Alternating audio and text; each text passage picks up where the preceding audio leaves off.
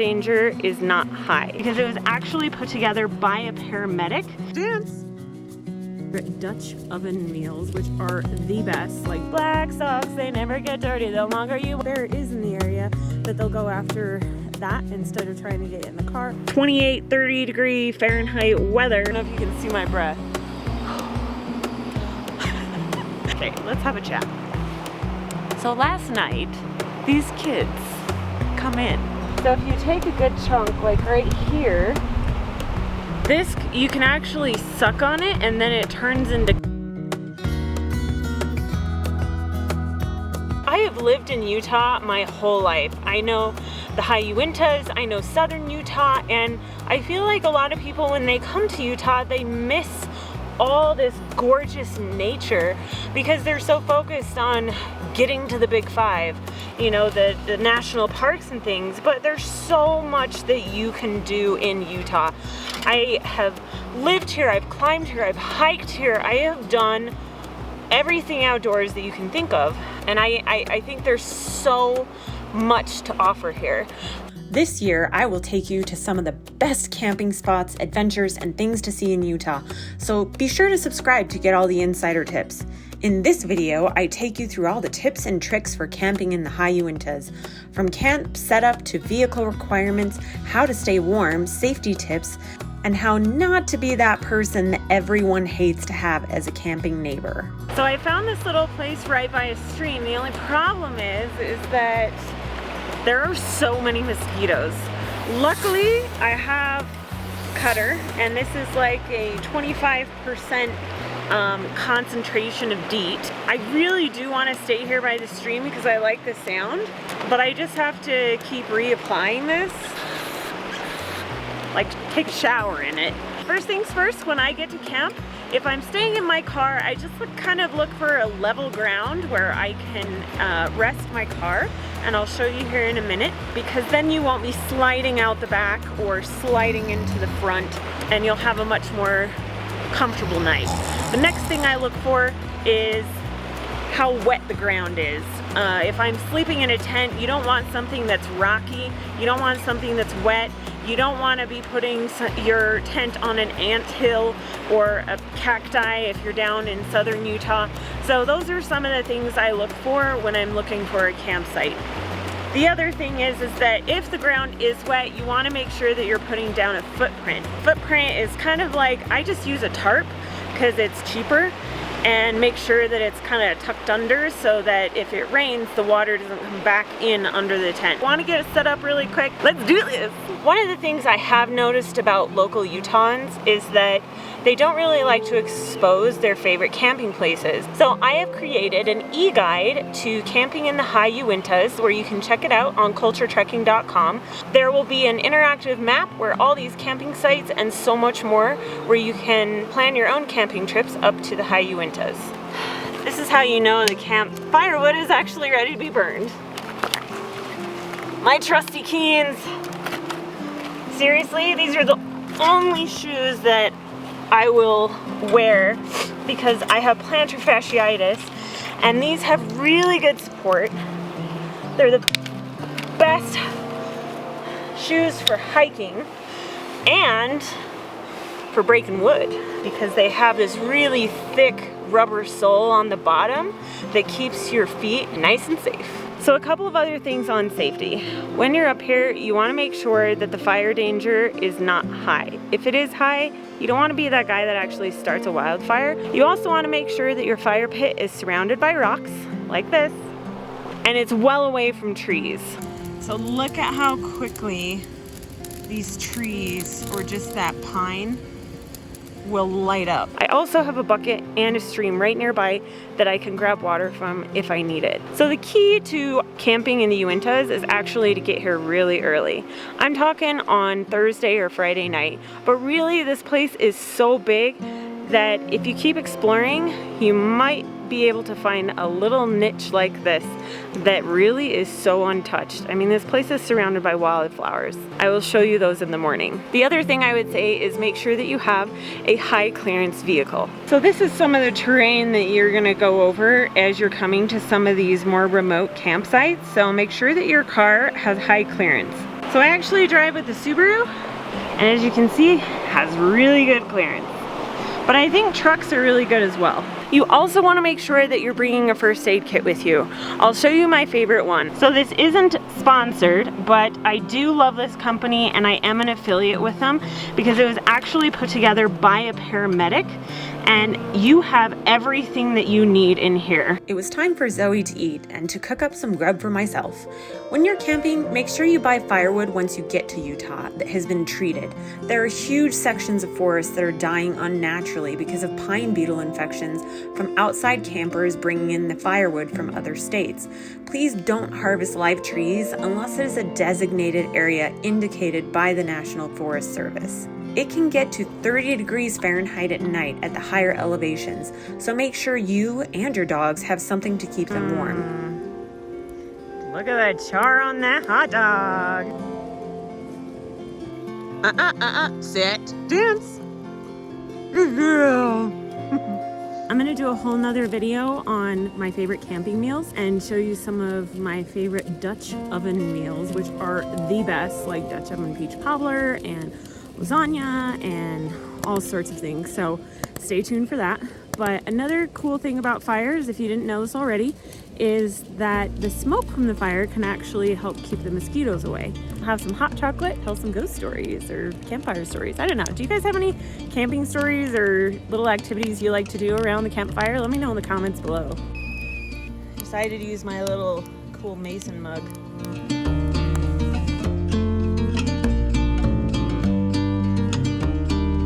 One of the things I remember about camping when I was a kid was actually going to girls' camp. You would go every year. I just remember sitting around the campfires and singing songs like, black socks, they never get dirty. The longer you wear them, the blacker they get. Someday I think I will wash them, but something inside me says don't do it yet, not yet, not yet, not yet.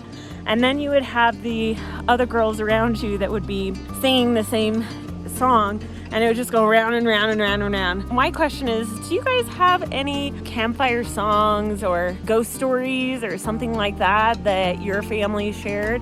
I would love to hear what they are. There are a few things that I want to tell you about as far as my nighttime routine that's going to be very helpful for you, especially if you're staying multiple days and you're in the High Uintas. It's good practice anywhere.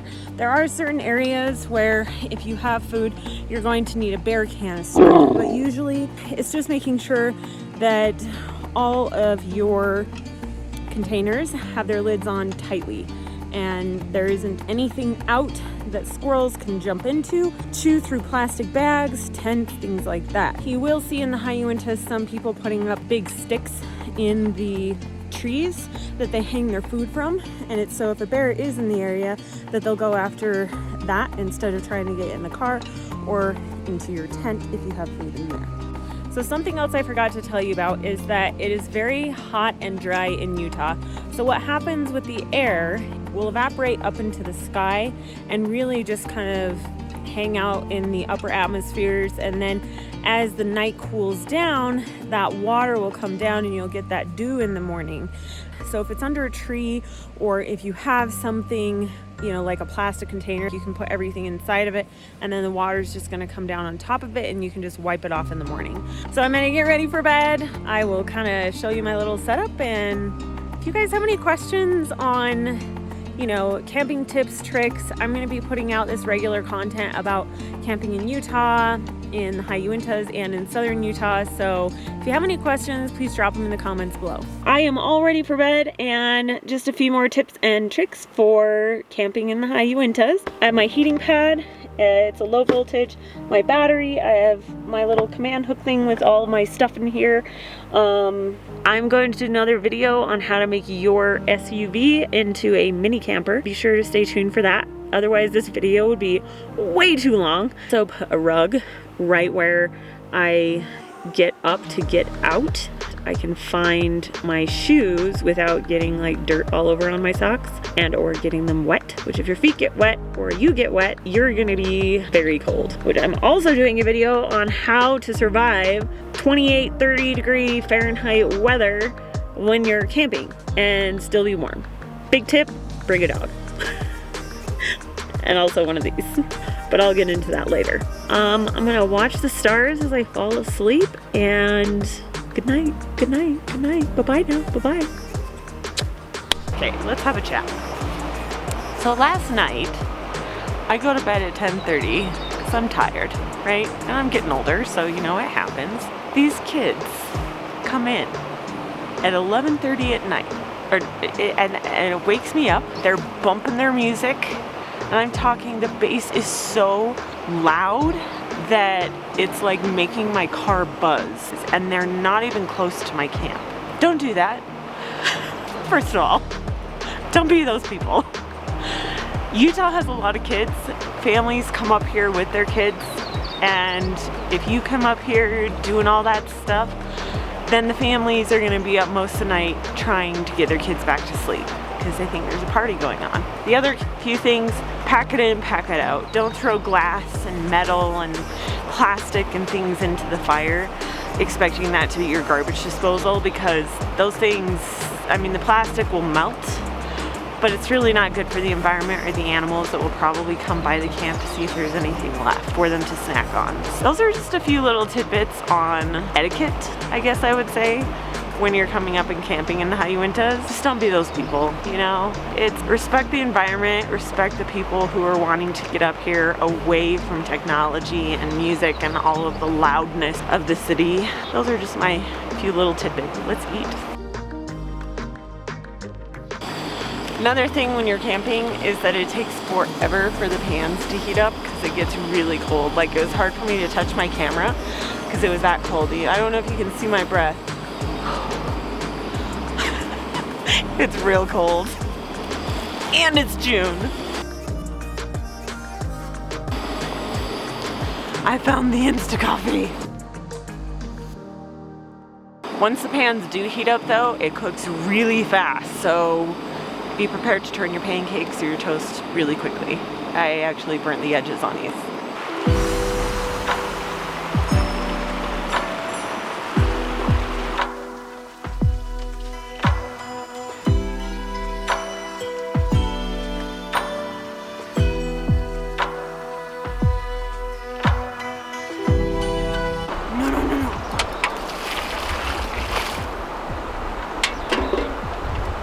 Always do that. Make sure that you turn stuff over, dump another bucket on it, make sure it's out, and then you can leave.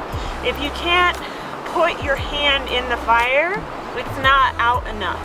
Because even those sizzling embers underneath, if a strong wind blows through, blows a stick out, it'll ignite something around here, especially when it gets real dry and the grass is dry. So don't start wildfires. So the last thing I wanted to show you guys in camping in the High Uintas, and forgive my dirty shirt, I just broke down camp, but I wanted to show you this tree sap. So if you take a good chunk, like right here, this, you can actually suck on it and then it turns into gum. It can get real sticky, so if you have cavities that have been filled or molars or something, then I probably wouldn't suggest doing it, but it's really good. It's almost like a citrusy fresh taste, so I'm gonna suck on this on the way home. Oh, that is dry. This is what I usually do, put it on my shelf. One of the perks of having big boobs is it's bigger. Like it bigger. That sounded really dirty, but I didn't mean it to be that way. Oh my gosh, it seriously hits the spot. So good. So good.